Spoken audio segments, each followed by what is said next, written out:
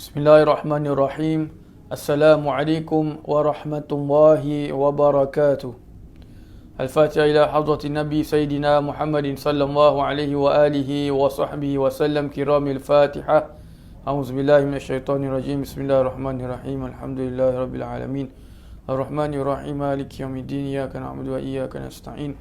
Ihdinas siratal mustaqim. Siratal ladzina an'amta 'alaihim ghairil maghdubi 'alaihim waladdallin. Amin. Bismillahirrahmanirrahim. Alhamdulillahillazi hadana li hadza wa ma kunna linahtadiya laula an hadana Allah. Ashhadu an la ilaha illallah wahdahu la sharika lah wa ashhadu anna sayyidana Muhammadan abduhu wa rasuluh. Allahumma salli wa sallim ala sayyidina Muhammadin miftahi babi rahmatillah adada ma fi ilmillah. Salatan wa salaman daimaini bidawami mulkillah wa ala alihi wa sahbihi adada kulli dharratin alfa marrah. Subhanaka la ilma lana illa ma 'allamtana innaka antal alimul hakim. Rabbi shrah li sadri wa yassir li amri wahlul 'uqdatam min lisani yafqahu qawli. Astaghfirullahal azim allazi la ilaha illa huwal hayyul qayyum wa atubu ilaihi amma ba'du. Alhamdulillah, kita bersyukur kepada Allah Subhanahu Wa Taala yang masih memberikan kepada kita kepimpinannya hingga kita dapat sama-sama mendengarkan sebahagian daripada ilmu-ilmu Allah. Semoga Allah Subhanahu Wa Taala terus memberikan kepada kita pimpinannya. Semoga Allah Subhanahu Wa Taala terus memberikan kepada kita ilmu-ilmu yang bermanfaat agar mana kita dapat mengamalkannya dan agar mana kita dapat menyebarkannya dan juga berkongsi kepada orang lain. Dan semoga Allah Subhanahu Wa Taala menerima semua amalan-amalan kita, khusus amalan yang telah kita kerjakan sepanjang bulan Ramadan yang lalu. Dan semoga Allah Subhanahu Wa Taala mematikan kita semua dalam keadaan husnul khatimah. Amin ya rabbal alamin. Alhamdulillah, para jemaah yang dirahmati Allah sekalian, kita bersyukur kepada Allah Subhanahu Wa Taala. Insya-Allah pada esok hari kita akan bertemu dengan hari pertama daripada bulan Zulhijjah mengikut kiraan kalender. Besok adalah awal Zulhijjah, hari Rabu 22 bulan Julai. Jadi bila kata tentang awal Zulhijjah, bermakna kita sudah masuk kepada 10 awal Zulhijjah. Dan kita sedia maklum bahawa 10 awal Zulhijjah itu adalah hari untuk kita memperbanyakkan amalan. Untuk hari kita mempertingkatkan amalan kita. Sama ada dengan sedekah, dengan bacaan Al-Quran, dengan sembahyang sunat, dengan puasa sunat, zikir dan sebagainya. Sesuai dengan firman Allah Subhanahu Wa Taala, A'udzubillahi minasyaitonirrajim. Bismillahirrahmanirrahim. Wal fajri wa layalil 'ashr. Demi fajar dan malam yang 10. Kebanyakan ulama tafsir mengatakan fajar sini adalah fajar hari Arafah. Dan malam yang 10 ini adalah malam 10 pertama daripada bulan Zulhijjah. Jadi kita dituntut untuk memperbanyakkan amalan kita. Di antaranya siapa-siapa yang mempunyai kemampuan, maka berpuasalah selama 9 hari. Hari yang ke-10 itu adalah hari raya, dan itu adalah haram untuk seseorang itu berpuasa. Apa jenis puasa pun tak sah dan haram. Jadi siapa yang berkemampuan untuk puasa, maka berpuasalah. Puasa pada 10 awal Zulhijjah itu menyamai dengan puasa setahun. Manakala puasa pada hari Arafah sama dengan puasa 2 tahun. Jadi kita insya-Allah akan memasuki 10 awal Zulhijjah ini. Hari ini kalau kita ada masa, kita plankan, rancangkan amalan apa yang kita nak tambah, amalan apa yang kita nak buat sepanjang 10 awal Zulhijjah ini. Dengan puasa itu terang, memperbanyakkan zikir juga terang, sama ada dengan subhanallah, sama ada dengan alhamdulillah, sama ada dengan la ilaha illallah, sama ada dengan Allahu akbar, terserah. Tapi kita, yang penting kita memperbanyakkan. Tak lama, 10 hari je. 10 hari je untuk kita memperbanyakkan amalan. Kalau bulan puasa tu kita boleh buat, kenapa tidak sekarang? Kenapa tidak 10 awal Zulhijjah? Kerana ini juga adalah hari-hari ibadat. Jadi ini perkara kita kena harus ambil ingat. Supaya kita tidak rugi. Kerana apa? Benda ni datang hanya setahun sekali saja. Hanya setahun sekali saja kita jumpa dengan 10 awal Zulhijjah. Dan 10 awal Zulhijjah tahun 1441 Hijriah ini tidak akan kembali lagi. Dia tidak akan kembali. Dari bermakna kalau dia dah pergi, dia tak akan kembali. Jadi kalau kita lepaskan, kita sia-siakan, maknanya kita rugi. Kita belum tahu jumpa 1442 punya 10 awal Zulhijjah. Wallahu a'lam. Jadi insya-Allah kalau anda kata umur kita panjang jumpa esok hari, maka persiapkan diri kita, perbanyakkan amalan kita, khususnya banyakkan membaca zikir, bacaan Al-Quran kita, melakukan ibadat puasa dan sebagainya. Subhanallah. Dan itu adalah hari-hari ini adalah hari-hari ibadat, di mana dalam sebuah hadis, dalam maksud hadis, tidak ada amalan yang lebih disukai oleh Allah SWT untuk hamba itu amalkan padanya daripada 10 awal Zulhijjah. Dia Allah kata bermakna ini adalah hari ataupun masa yang disukai anak Adam itu, manusia itu menambahkan amalnya. Jadi kebetulan kita sedang belajar. Hari ini insya-Allah kita akan menyambung kitab Al-Azkar karangan Al-Imam An-Nawawi rahimahullah ta'ala. Dari dalam masa yang sama juga kita mengingatkan diri kita, janganlah kita lupa bahawa besok sudah masuk 10 awal Zulhijjah. Baik. Semoga Allah Subhanahu Wa Taala memberikan kita pimpinannya, memberikan kepada kita taufik dan hidayahnya, sehingga kita boleh menambahkan amalan kita, boleh berusaha, boleh menjadi rajin untuk menambahkan amalan kita pada 10 awal Zulhijjah yang akan bermula pada esok hari insya-Allah. Amin ya rabbal alamin. Alhamdulillah, kita kembali dalam membacakan kitab Al-Azkar karangan Al-Imam An-Nawawi rahimahullah ta'ala. Kita menyambung pada muka surat 89. Di mana pada 2 minggu yang lalu, kita telah memasuki tentang manakah yang lebih afdal, menjadi imam ataupun menjadi muazzin, yakni menjadi Bilal. Dan juga kita telah mengetahui tentang taswib dan juga tarji'. Tarji' itu apa? Bermakna kita baca sedikit, baca perlahan dahulu sebelum kita melafazkannya secara kuat.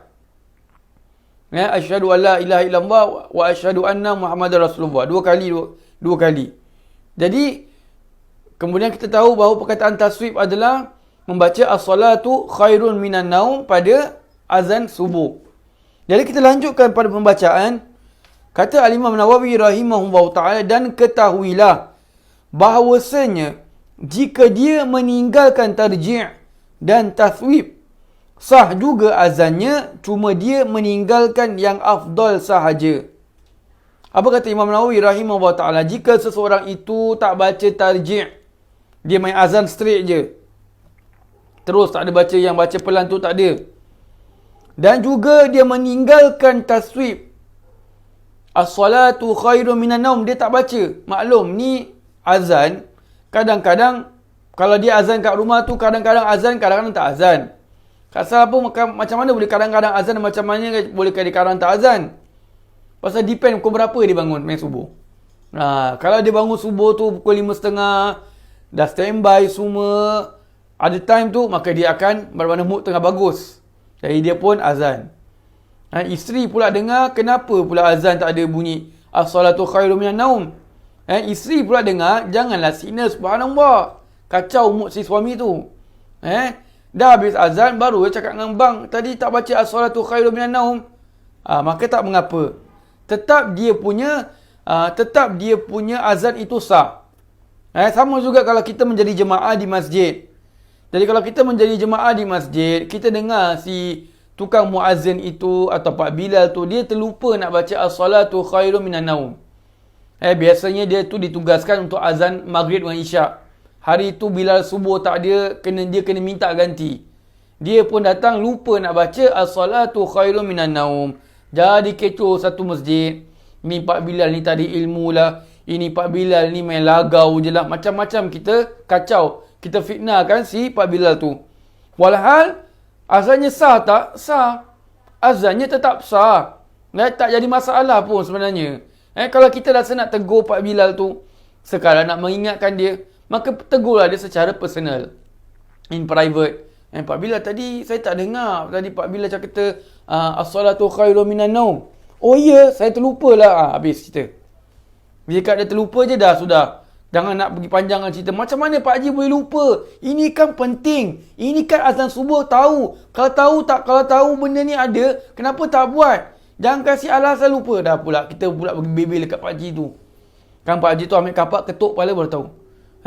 Jadi benda ni benda yang sunat. Kalau dia tinggalkan, dia cuma tinggalkan yang afdal sahaja. Tak payah nak jadikan satu isu lah. Baik. Itu dia punya apa yang tulis oleh Imam Nawawi rahimahullah ta'ala. Dia kata sini, cuma dia meninggalkan yang afdal sahaja. Cuma dia meninggalkan yang afdal sahaja. Baik. Sambung kata Imam Nawawi rahimahullah ta'ala. Tidak sah azan kanak-kanak yang belum memayyiz, yang belum membezakan. Begitu pula azan orang perempuan dan orang kafir. Baik, apa kata Imam Nawawi rahimahullah ta'ala? Tidak sah orang yang belum memayyiz itu melafazkan azan atau melaungkan azan. Kita ada anak. Anak kita ni pula gifted. Baru umur 1 tahun dah boleh bang. Hari-hari dengar bapak dia bang. Hari-hari dengar kat radio bang. Setahun dah boleh bang pula. Andai kata umpama. Jadi macam mana hukum budak ni bang? Hukum ni tidak sah. Dikiaskan juga budak yang belum memayyiz ini dengan orang yang gila. Dia ni memang 100% gila, tahu tak okey ni. Tahu tak okey. Wire putus lah. Wire putus. Kita pula dengar pula hari tu dia datang masjid, tiba-tiba dia on mic, tak tahu dia azan. Kebetulan pula dah masa waktu dia pula azan. Maka azan dia tak kira sah. Kerana dia tidak mengetahui apa yang dia sedang ucapkan. Dia tidak mengetahui apa yang dia sedang ucapkan. Begitu juga dengan orang yang pingsan, orang yang koma, orang yang tidur. Ustaz, macam mana tidur buat azan? Mengigau. Dah lama sangat ingin nak jadi tukang azan kat masjid. Terbawa-bawa pergi mimpi, kami mengigau sekali dalam mimpi. Oh bang, mengigau pula azan. Mana dah tahu kan. Maka kalau dia punya azan tu kira sah tak? Tak dikira sah. Kerana apa? Dia bukan dalam keadaan waras. Dia bukan dalam keadaan waras, maka azannya tidak sah. Sama hukum dia. Sama juga hukum dia. Baik. Tidak sah azan kanak-kanak yang belum memayyiz, yang belum dapat membezakan. Dia tak boleh bezakan yang mana baik, yang mana buruk. Yang mana satu kanan, yang mana satu kiri. Dia tak boleh, dia tak tahu macam mana nak makan sendiri. Tak tahu macam mana nak minum sendiri. Tak tahu macam mana nak istinja sendiri. Maknanya dia belum memayyiz. Kalau bahasa kita tu macam belum cerdik lah. Belum sampai masa untuk dia menjadi tahu atau cerdik tentang perkara-perkara duniawi. Urusan dia belum tahu lagi macam mana nak handle. Baik. Tidak sah azan bagi kanak-kanak yang belum memayyiz. Begitu pula azan orang perempuan. Ustaz, alamak, azan orang perempuan ni macam mana? Baik, kita jangan salah faham. Memang kata Imam Nawawi ni azan perempuan. Tapi yang dimaksudkan kat sini adalah terkadang azan bagi seorang perempuan itu hukumnya adalah haram. Bukan makruh, bukan harus, haram. Bila perempuan azan itu haram? Dalam dua keadaan. Keadaan pertama, jika mana si perempuan itu bila azan, niat dia itu untuk sama macam lelaki. Untuk menyerupai lelaki. Maka ketika itu azannya dikira haram. Dia nak samakan lah. Laki dengan perempuan tu beza. Laki beza dengan perempuan. Jadi dia pula nak sama, nak ikut macam lelaki. Maka hukumnya adalah haram. Tu yang pertama. Yang kedua, bila lagi jadi haram, jika mana azannya itu didengari oleh lelaki yang ajnabi. Jika mana azannya itu didengari oleh lelaki yang dia bukan mahram. Lelaki yang dia boleh nikah. Untuk ambil clear cut lah, contoh kalau kat masjid. Datang Mak Haji ni, Mak Haji kata pada Pak Bilal boleh tak hari ni saya nak azan. Pak Bilal pula bila tengok Mak Haji ni, mata terus kero. Nampak Mak Haji ni ada tak lalat lah, Mak Haji ni kasih $50 lah, habis. Pak Bilal cair. Umpama, bukan kat sini, tempat-tempat utara sana. Mana tu utara? Entahlah. Jadi Pak Bilal pun tengok, dah cair gitu, Pak Bilal pun kata, tak apalah, ajar silakan. Jadi ajar tu buat azan, Pak Bilal kat sebelah bukan dengan azan khusyuk, dia lenggok-lenggok pula ni Pak Bilal. Jadi macam mana azan dia tu? Azan dia itu dikira haram, kerana Pak Bilal tu bukan mahramnya, ajnabi. Pula tu azan kat masjid, kalau azan kat masjid dah terang-terang sekeliling jiran, jemaah, makmum, lelaki yang perempuan semua dengar. Maka hukumnya adalah tidak boleh, hukumnya adalah haram. Hukumnya adalah haram. Baik. Kemudian bila keadaan di mana perempuan itu boleh untuk dia azan. Bila perempuan itu boleh untuk dia azan. Harus hukum dia, bukan sunat, harus. Bila yang pertama, apabila dia itu azan untuk dirinya sendiri. Kalau dia azan untuk dirinya sendiri, bermakna dia seorang saja yang dengar, maka itu tak mengapa, itu dapat pahala sunat. Dapat pahala azan. Macam mana dia nak azan macam untuk diri sendiri, sekadar dia seorang je dengar. Macam kita sembahyang zuhur kan, kita baca sir, baca perlahan, macam gitu jugalah dia azan. Allahu Akbar, Allahu Akbar, Allahu Akbar. Dia seorang saja yang dengar, maka hukumnya boleh. Yang kedua, jika mana dia azan itu untuk jemaah perempuan. Tahu kat tempat tu tak ada lelaki langsung. Tak ada lelaki langsung. Yang kalau ada lelaki pun bapak dia, ataupun anak lelaki dia, ataupun suami dia. Maka itu semua adalah mahram. Mereka ni kebetulan sampai, tapi dia tengah azan, maka hukum azan tu dibolehkan. Nak dirikan jemaah dengan perempuan-perempuan yang lain, maka dibolehkan. Baik. Yang ketiga pula, bila pula azan itu boleh? Dibolehkan bagi orang perempuan jika mana dia nak azan itu bagi bayi yang baru lahir. Bagi yang baru lahir, maka dibolehkan. Lain daripada keadaan tiga ini, maka tidak dibolehkan untuk perempuan melaungkan azan. Untuk perempuan laungkan azan, hukumnya adalah tidak boleh. Bagaimana pula dengan hukum orang yang khunsa? Khunsa maknanya dia betul-betul punya pondan yang complicated, confuse punya pondan. Ini bukan buat-buat pondan, memang beranak ada dua alat kelamin. Beranak ada dua alat kelamin, laki ada, perempuan pun ada. Jadi dia sekarang ni confuse punya ni, complicated punya khunsa. Maka hukumnya adalah sama seperti perempuan. Hukumnya sama seperti perempuan. Jadi dia hukum macam perempuan, bermakna apa? Dia tidak boleh menjadi imam kepada lelaki. Ustaz, tapi dia khunsa, Ustaz. Dia boleh jadi dia lelaki, boleh jadi dia tu adalah perempuan. Betul. Tapi kalau dia perempuan, tak mengapa. Masalahnya kalau dia lelaki tak mengapa. Kalau dia perempuan, kan masalah. Perempuan tak boleh jadi imam kepada lelaki. Jadi begitu juga dengan khunsa. Khunsa tak boleh jadi imam kepada lelaki, maka hukumnya adalah tidak boleh. Tapi khunsa boleh jadi imam kepada perempuan. Baik. Jadi balik kepada tentang perempuan ini, hukum perempuan dengan khunsa itu sama. Hukum perempuan dengan khunsa itu adalah sama. Baik. Jadi terang. Dan orang kafir. Begitu pula azan orang perempuan dan orang kafir. Begitu pula azan orang perempuan dan orang kafir. Memang orang kafir punya azan tak dikira sah. Tak dikira sah. Nanti dah akan cakap pasal orang kafir ni nanti. Baik, pasal kerana azan itu adalah ibadat, dan ibadat tu syarat basic dia mestilah orang itu beragama Islam.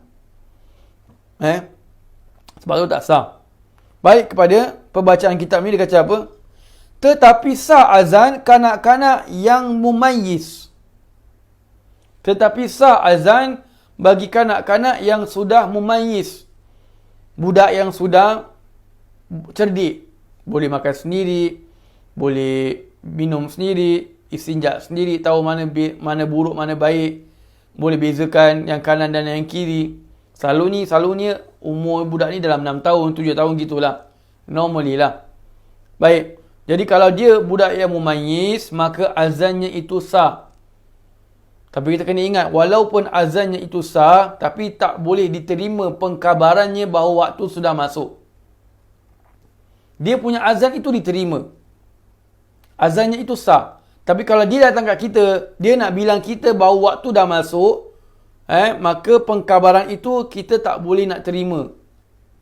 Pasal itu adalah hanyalah orang-orang yang sudah baligh dan orang yang adil. Baik. Itu cerita lain lah.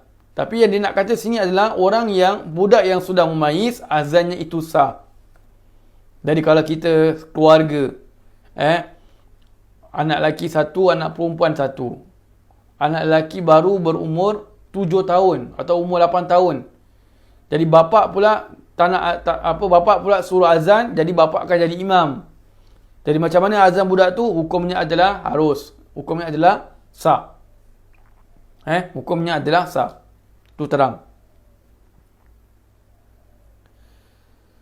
Jika sekiranya orang kafir berazan dan mengucapkan kedua kalimat syahadat, bererti dia telah memeluk agama Islam menurut mazhab yang sahih yang terpilih. Ini kita kena fahamkan betul-betul.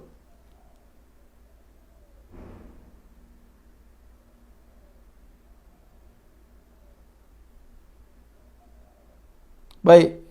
Jadi, jika mana seorang kafir mengucapkan berazan sampai kepada dua kalimat syahadat, maka dia dah dikira sebagai orang Islam. Dia dikira sebagai orang yang telah memeluk agama Islam. Baik, ini perkara dia ada syaratnya lah. Syaratnya apa? Apabila dia mengucapkan agama Islam itu, dia ada keyakinan dalam hati. Yakin dalam hati bahawa Islam itu adalah benar. Tapi ada ulama kata tak perlu keyakinan dalam hati. As long as dia mengucap, dah kira sebagai Islam. Dan juga dengan syarat, dia tidak ada benda ketika dia azan itu, dia tidak sedang membuat perkara yang ada kontradik dengan kepercayaan dan juga dengan tauhid Islam. Macam mana maksud dia ada kontradik? Dia tengah azan. Dia tengah azan, tapi dekat leher dia ada rantai cross. Na'udzubillah. Maka tak dikira sebagai orang itu orang yang masuk Islam. Kerana perkara itu kontradik. Dia ada lagi kepercayaan lain, kemudian dia azan. Maka tetap tak dikira sebagai orang itu telah memasuki agama Islam. Pasal orang yang mengucapkan dua kalimat syahadat, orang kafir yang mengucapkan dua kalimat syahadat ini, dia ada 3 keadaan. Orang kafir yang mengucapkan dua kalimat syahadat, dia ada 3 keadaan. Keadaan yang pertama, dia hanya mengulang apa yang dia dengar orang mengucapkan. Macam dia just repeat je lah. Dia just repeat. Dia dengar orang azan, dia sambil jalan-jalan, dia main baca je. Tapi dia tak tahu apa dia baca pun. Dia sambil jalan, dia baca. Dia dengar, Asyhadu anna Muhammadar Rasulullah. Dia pun ikut, Asyhadu anna Muhammadar Rasulullah. Macam parrot. Kan, parrot kan ikut apa kita cakap. Kan? Tak ada kita cakap bodoh, dia cakap kita pandai. Tak ada. Kita cakap dia bodoh, dia cakap kita bodoh juga. Kita panggil dia bodoh, dia panggil balik kita bodoh. Kan, dia tak panggil nama kita balik. Pasal kita bagi start dulu. Jadi macam gitulah. Kalau dia hanya repeat, macam parrot tu repeat, maka jumhur ulama mengatakan dia tak dikira sebagai orang yang masuk Islam. Tak dikira sebagai orang yang masuk Islam. Baik, tu keadaan yang pertama. Keadaan yang kedua, keadaan yang kedua, dia mengucapkannya itu setelah mana dia disuruh dengan tanpa paksaan. Orang cakap dengan dia, awak mengucaplah, dia pun ikut. Asyhadu, dia pun asyhadu. Maka sepakat ulama mengatakan dia dikira masuk Islam jika mana ketika dia mengucapkan itu tidak ada perkara yang berlawanan dengan akidah Islam, seperti ketika dia mengucap itu ada pakai cross dan sebagainya, na'udzubillah. Baik, itu yang kedua, keadaan yang kedua. Keadaan yang ketiga, jika mana dia itu mengucapkannya itu tanpa disuruh dan tanpa mengikut. Dia bukan cakap kerana dengar orang azan. Dia bukan mengucapkan itu kerana disuruh oleh orang. Dengar tak, suruh pun tak. Jadi macam mana hukum dia itu? Kebanyakan ulama' kata dia tetap dikira sebagai agama Islam selagi mana dia tidak ada kontradik dengan agama Islam. Apa maksud kontradik tadi? Dah saya terangkan. Bermakna dia ada sedang membuat perkara yang bercanggah dengan akidah Islam seperti sedang memakai cross dan sebagainya. Na'udzubillah. Jadi ini hukum, hasil hukum, ringkasan hukum berkenaan dengan orang yang mengucap. Orang kafir yang mengucapkan dua kalimat syahadat. Baik. Jadi saya harap faham lah. Baik. Kemudian dia kata sini, berkata setengah sahabat kami. Sahabat kami ni bukan maknanya kawan baik Imam Nawawi, tak, bukan. Bermakna ulama' dalam mazhab Syafi'i. Bila dia kata sahabat kami ni, dia ni betul-betul direct translation lah. Pasal dalam kitab tulis waqala ba'dul ashab.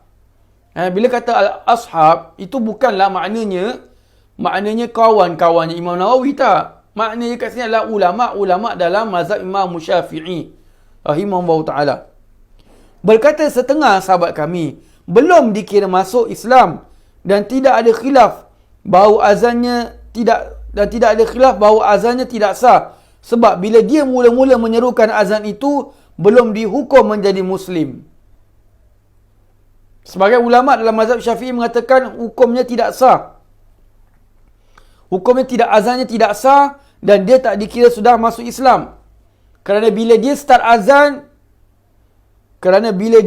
azan, dia belum lagi dikira sebagai orang Islam. Tapi itu bukan perbahasannya. Sekarang perbahasannya bukan kerana azan itu sah ataupun tidak. Perbahasannya adalah bila dia azan, dia dah dikira masuk Islam atau belum. Tu maksudnya itu. Kalau dia azan, dia dah dikira masuk Islam ke belum? Itu dia punya isu kat sini. Jadi kebanyakan ulama dalam mazhab Imam Syafi'i khususnya, pendapat yang sahih adalah dia dah dikira sebagai orang yang masuk Islam jika mana dia itu tidak ada membuat perkara yang bercanggah dengan akidah Islam. Tetapi kalau dia buat bercanggah dengan agama Islam, maka tak dikira sebagai dia telah masuk Islam. Dalam pendapat yang lain pula mengatakan, pendapat ulama' lain pula mengatakan dia tak dikira sebagai orang yang masuk Islam. Kenapa? Kerana azannya tidak sah. Baik, jadi ini adalah pendapat ulama' yang lain lah. Jadi dia ada dua pendapat kat sini. Jadi dua-dua macam mana? Dua-dua dihukum sebagai betul. Dah, kita ambil itu sudahlah. Orang kata tak ada ustaz. Ni saya dengar ni, Habib tu kata kalau dia azan dia tak dikira sebagai orang yang masuk Islam. Betul lah. Tak payah nak gaduh. Senang je. Ambil cerita ringkas. Baik. Jadi teranglah tentang orang kafir tu, kalau dia mengucap dalam keadaan tidak bercanggah dengan agama Islam, maka dia dah kira sebagai orang Islam. Dia dah dikira sebagai orang Islam. Sebab tu saya pergi private doctor kat satu klinik tu. Dia orang yang expert, dia bukan orang expert, dia belajar dekat asrama orang-orang Islam. Tapi bukan Islam, dia orang Cina. Kat Malaysia, kat Pulau Pinang, dia cakap dengan saya. Dia waktu tu, dan dia tahu pasal hukum akam pula. Dia tahu subuh tu apa, maghrib apa, isyak apa pun dia tahu. Wudu apa, istinja apa, tayamum pun dia tahu. Istinja pakai batu ke pakai air dia tahu. Sertu pun dia tahu. Dia tahu babi dengan anjing adalah najis berat. Dia tahu. Dia ajar saya pula. You know right? Anjing, babi tu tak boleh makan. Itu najis berat. Dia cakap Melayu dengan saya pasal dia belajar tempat Malaysia. Tak tahu macam mana dia beli kat Malaysia sana, saya tak tahulah, saya tak tanya pula. Nanti drag pula, nanti tak habis-habis pula cerita. Jadi bila dia cakap dengan saya, I know, I heard azan. Dia tahu azan. And dia boleh lafazkan pula. Allahu Akbar, Allahu Akbar, Allahu Akbar. Siap dengan lagu lagi. Tapi dia pandai. Bila lepas asyhadu an la ilaha illallah dia sebut. Wa asyhadu anna, tu dia diam. Pasal dia tahu. Dia tahu kalau dia mengucap, memang dia dah dikira sebagai orang Islam. Hidayat belum sampai kepada dia lagi. Subhanallah. Tulis Jawi boleh. Nama saya tu dah tulis Jawi. Bayangkan. Kita ni kadang-kadang ada orang-orang kita, maaf katalah, dia nama sendiri bahasa Jawi pun tak tahu. Tapi ni dia mungkin pasal dia belajar lama lah. Orang bawa alam tapi dia belajar lama, jadi dia boleh tulis Jawi. Ba dia kenal, Jim dia kenal, Cha pun dia tahu, Pa pun dia tahu, Jawi. Subhanallah. Jadi balik pada tentang dalam orang Islam, orang kafir yang mengucapkan dua kalimah syahadat itu, terang hukum dia. Dan kita dah lalu. Kemudian kata Imam Nawawi rahimahullah ta'ala, dalam bab ini ada banyak cabangan hukum yang dibicarakan dalam kitab-kitab fiqh dan bukan di sini tempat perbincangannya. Apa kata Imam Nawawi rahimahullah ta'ala? Bab berkenaan dengan azan, selok-belok berkenaan dengan azan, masalah-masalah yang berkaitan dengan azan itu banyak dibahaskan di kitab-kitab fikir. Dan kita sekarang ni belajar kitab hadis. Hadis amalan-amalan. Amalan seharian. Amalan seharian. Jadi, bermakna ni bukan time dia. Bukan tempat dia untuk kita memperbahaskan bab hukum kat sini. Apa yang kita dengar tu adalah perkara-perkara yang basic lah. Perkara-perkara yang berkaitan yang mungkin perlu untuk kita ketahuinya. Subhanallah. Baik. Jadi kita sambung tentang, sambung lagi pembacaan. Dia kata sini, bab sifat iqamah. Bermakna apa? Sekarang dia dah masuk bab qamat. Dah azan, mesti ada partner dia qamat. Subhanallah. Dah azan, mesti ada qamat. Apa kata Imam Nawawi rahimahullah ta'ala? Mazhab sahih yang terpilih, yang tersebut di dalam hadis-hadis yang sahih, bahawa iqamah itu adalah 11 kalimat sahaja. Mazhab yang terpilih, mazhab sahih yang terpilih, yang tersebut di dalam hadis-hadis yang sahih, bahawa iqamah itu adalah 11 kalimat sahaja. Iaitu Allahu Akbar, Allahu Akbar, asyhadu an la ilaha illallah, asyhadu anna Muhammadar Rasulullah, hayya 'alas salah, hayya 'alal falah, qad qamatis salah, qad qamatis salah, Allahu Akbar, Allahu Akbar, la ilaha illallah. Ni lafaz qamat. Ini lafaz qamat. Of course, bila kata tentang qamat, kenapa dia cakap pasal 11 kalimat? Kerana apa? Ada perselisihan yang ketara, perselisihan yang besar antara para ulama tentang qamat. Kenapa? Ada mazhab, seperti mazhab Imam Syafi'i mengatakan qamat itu hanya dilafazkan sekali, kecuali pada lafaz qad qamatis salat, maka dilafazkan 2 kali. Mazhab Syafi'i mengatakan semua lafaz-lafaz dalam qamat itu dilafazkan sekali, kecuali pada perkataan qad qamatis salat, maka dilafazkan 2 kali. Tapi mazhab Maliki pula lain. Mazhab Maliki pula mengatakan semua lafaz kalimat dalam qamat itu dilafazkan sekali saja, termasuk qad qamatis salat. Allahu Akbar, Allahu Akbar, asyhadu an la ilaha illallah, asyhadu anna Muhammadar Rasulullah, hayya 'alas salah, hayya 'alal falah, qad qamatis salah, Allahu Akbar, Allahu Akbar, la ilaha illallah, habis. Ini siapa? Mazhab Maliki. Mazhab Maliki. Manakala mazhab Hanafi pula, mazhab Hanafi pula terbalik. Mazhab Hanafi pula mengatakan semua lafaz dalam qamat itu dibaca 2 kali.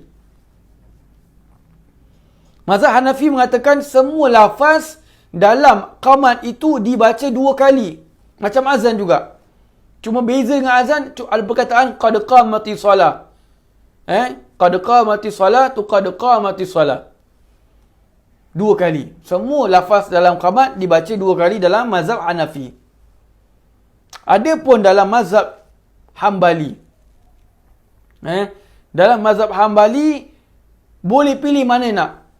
Nak baca sekali boleh, nak baca 2 kali pun boleh.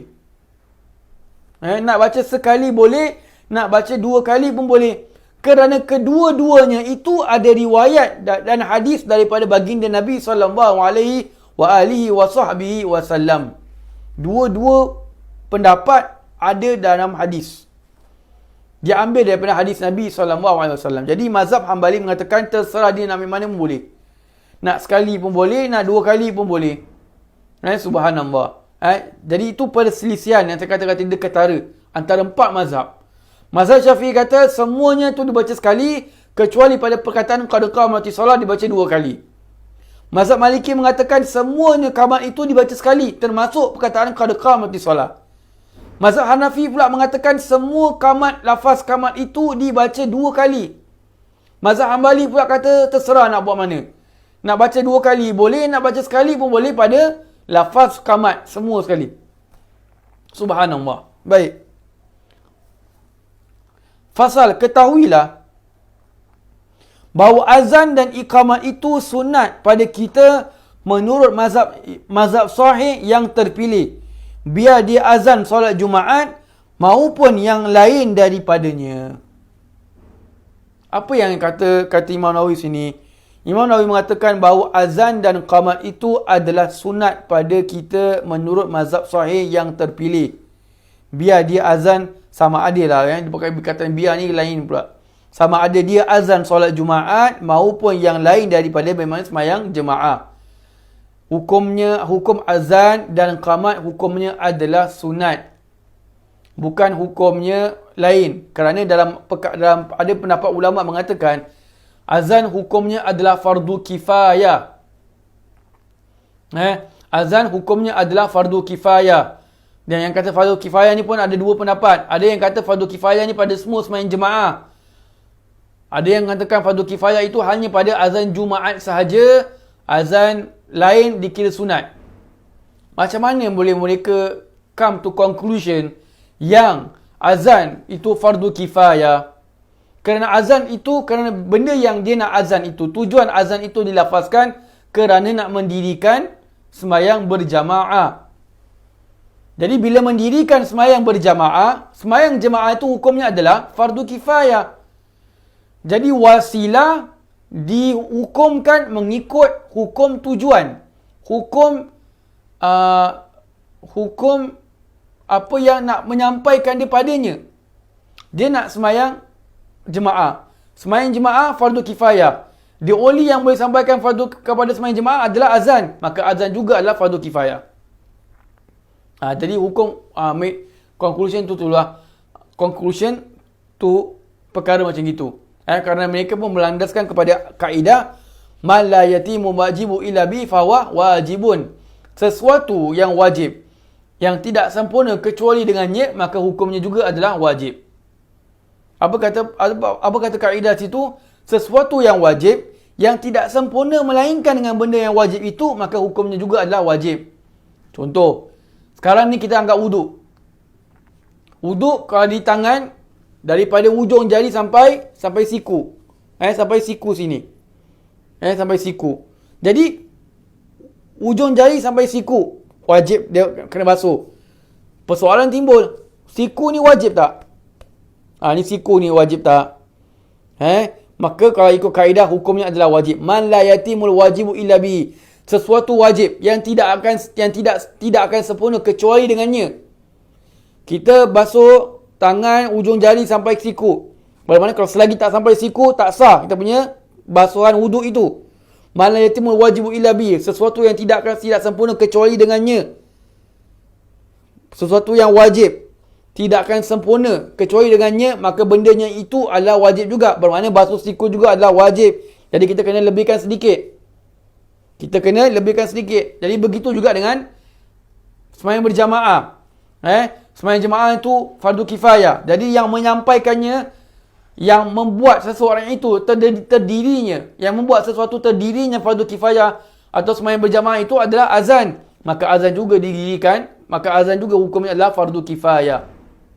Tetapi kebanyakan ulama mengatakan dia bukanlah fardu kifayah, hukum azan adalah sunat sahaja. Kerana apa? Kerana para ulama mengatakan tak semestinya orang itu azan, sembahyang jemaah akan didirikan. Tak semestinya apabila kita dengar laungan azan, sembahyang jemaah akan didirikan. Dan tak semestinya sembahyang jemaah tu didirikan kena ada azan. Macam mana pula tak semestinya azan itu datang dari sembahyang jemaah? Betul. Kita disunatkan untuk azan apabila sebelum kita nak keluar rumah untuk belayar. Itu disunatkan azan. Adakah kita nak mendirikan sembahyang? Tak. Kita disunatkan azan apabila kita nak melihat kebakaran. Adakah kita nak mendirikan sembahyang berjamaah? Tak. Jadi tak semestinya kita azan, benda sembahyang jemaah tu nak didirikan. Terbalik dia pun sama juga. Tak semestinya jemaah itu didirikan mesti nak kena ada azan. Tak ada azan pun sembahyang jemaah boleh didirikan. Macam mana contoh? Contoh sembahyang berjamaah, sembahyang sunat berjamaah. Kita sembahyang tarawih. Contohlah. Atau kita sembahyang gerhana. Bila kita nak sembahyang gerhana atau kita nak sembahyang tarawih dan sembahyang sunat yang lain, adakah Pak Bilal tu atau muazzin tu akan melaungkan azan? Tak. Hanya panggil apa? As-salatul jami'ah, sembahyang jemaah, sembahyang berjamaah, sembahyang hari raya nanti. Besok nanti, minggu depan nanti insya-Allah kita akan sembahyang hari raya hari Jumaat. Insya-Allah. Kita takkan dengar pun Pak Bilal sekarang nak azan pasal nak sembahyang hari raya. Tak ada. Jadi sebab tu ulama mengatakan, kebanyakan para ulama mengatakan azan dan qamat itu hukumnya adalah sunat, bukan fardu kifayah. Jelas. Baik. Berkata setengah sahabat kami pula kedua-duanya adalah fardu kifayah. Dan setengah yang lain berkata kedua-duanya adalah fardu kifayah dalam solat Jumaat dan tidak pada selainnya. Ini yang saya katakan tadi. Jadi dia ada 3 pendapat. Pendapat yang masyhur yang dipakai adalah azan dan qamat itu bukanlah fardu kifayah, dia hanyalah sunat. Pendapat yang kedua adalah berkata setengah sahabat kami pula kedua-duanya adalah fardu kifayah. Azan dan qamat adalah fardu kifayah untuk semua sembahyang jemaah. Dan setengah yang lain, pada ulama yang lain pula mengatakan kedua-duanya itu adalah fardu kifayah pada sembahyang Jumaat, tidak pada selainnya. Sembahyang Jumaat dia fardu kifayah, sembahyang jemaah tak. Ini hanyalah khilaf, perselisihan di antara para ulama. Kita jangan salahkan antara yang lain. Kesemuanya itu mempunyai alasan ataupun dalil-dalil yang tertentu. Dalil-dalil yang tertentu. Baik. Kemudian sambung kata Imam Nawawi rahimahullah ta'ala. Jika kita katakan fardu kifayah, let's say azan itu memang fardu kifayah. Maka jika azan dan iqamah ini ditinggalkan oleh semua warga negeri itu atau penghuni sebuah kampung, mereka semua akan diperangi kerana meninggalkan azan dan iqamat. Apa kata Imam Nawawi rahimahullah ta'ala? Jika let's say betul lah azan dan iqamat itu adalah fardu kifayah, maka jika mana dalam satu tempat situ, satu kampung itu, satu negeri itu tak ada langsung orang melaungkan azan, maka mereka semua akan diperangi. Dalam kitab lain pula mengatakan kena dibunuhi. Dan sebagainya. Itu ada selisih ulama, tak perlu untuk kita perpanjangkan. Cuma kalau kita ikut kitab sini, mereka semua akan diperangi. Mereka semua diperangi. Baik, siapa yang nak pergi perang ni? Bila boleh start perang ni? Bukan perang literally kita pergi ambil tembak, ambil bom, gerabak-gerbuk pergi rumah Pak Haji tu. Pergi area mana? Area Singapura. Contohlah, ni contoh bukan betul-betul. Contoh saja. Area mana? Area Singapura, satu Pak Haji yang tak nak azan. Jadi apa? Pergi serang dia. Gara-gara tak nak azan. Jadi bila tu boleh start diperangi ini? Bila mana sudah diberikan amaran. Sudah diberitahu suruh azan tak nak. Kasih lagi tak nak. Kasih lagi tempoh tak nak. Kepala batu juga. Jadi kepala batu. Kepala pun dalam, batu besar dah duduk. Jadi tak nak dengar cakap juga, maka barulah diperangi. Yang perangi itu adalah ketua negara. Ketua negara itu yang pergi memerangi dia. Bukanlah orang-orang yang sibuk-sibuk. Ketua yang pergi perangi dia. Baik. Of course ni kita tak apply kat Singapura. Jangan cari pasal. Jangan cari pasal. Sebab tu baca buku mestilah ada guru. Jangan main pandai-pandai faham sendiri, jadi masalah nanti. Kitab tak salah, orang yang baca tu salah. Hadis Nabi tak salah, Al-Quran tak pernah salah, hadis Nabi juga begitu. orang yang bacanya itu menyalahertikan, memikirkan, menafsirkan mengikut akalnya sendiri. Maka jadi tunggang terbalik. La haula wala quwata illa billah ya ali azim. Baik, kepada sama lagi. Dan jika kita katakan sunat saja hukumnya, maka mereka tiadalah diperangi menurut mazhab sahih yang terpilih, sebagaimana juga mereka tidak diperangi bila mereka meninggalkan sunat zuhur dan seumpamanya. Dan jika mana kita mengatakan yang terpilih itu adalah hukumnya adalah sunat azan itu, maka mereka tidak diperangi langsung, kerana dia adalah perbuatan sunat. Perbuatan sunat tidaklah disiksa orang meninggalkan perbuatan sunat. Seperti juga berkata sini, seperti orang yang meninggalkan, seperti juga sebagaimana juga mereka tidak diperangi bila mereka meninggalkan sunat zuhur. Apa sunat zuhur ni? Qabliyah zuhur dengan ba'diyah zuhur. Satu orang dia tak buat semayang qabliyah zuhur, takkan kita nak pergi datang kat dia, kita pergi bedal dia, keroyok dia, ambil kayu hentak kepala dia, ambil gergaji potong kaki dan sebagainya. Dah kenapa? Benda sunat. Jadi benda sunat tak diperangi. Baik, dan itu pendapat yang dipakai. Pendapat mana? Pendapat yang mengatakan bahawa azan dan qamar itu adalah sunat sahaja, bukan sampai kepada fardu kifayah. Tetapi setengah yang lain mengatakan mereka tetap diperangi kerana azan dan iqamat itu syiar yang nyata bagi agama Islam. Dan ada pendapat lain pula mengatakan andai kata dia meninggalkan sunat sekalipun, andai kata dia meninggalkan azan dan iqamat dan dia tahu bahawa itu adalah sunat sahaja, maka tetap dia diperangi kerana azan dan iqamat itu adalah syiar yang nyata bagi agama Islam. Apa syiar? Lambang.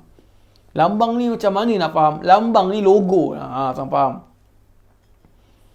Macam mana boleh kata lambang? Bermakna kalau kita nak tahu Islam itu hidup ataupun tidak, kita lihat syiarnya.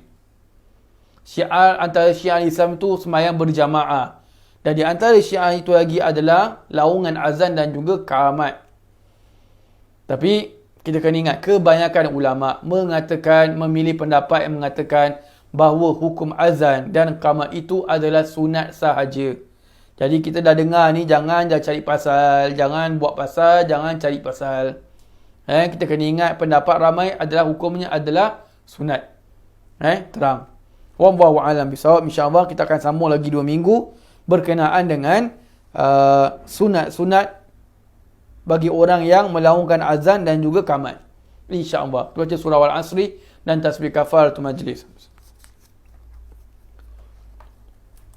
Subhanakallah wa bihamdika asyhadu an la ilaha illa anta wa sallallahu ala sayyidina Muhammadin wa ala alihi wa sahbihi wa sallam walhamdulillahi rabbil alamin. Assalamualaikum warahmatullahi wabarakatuh.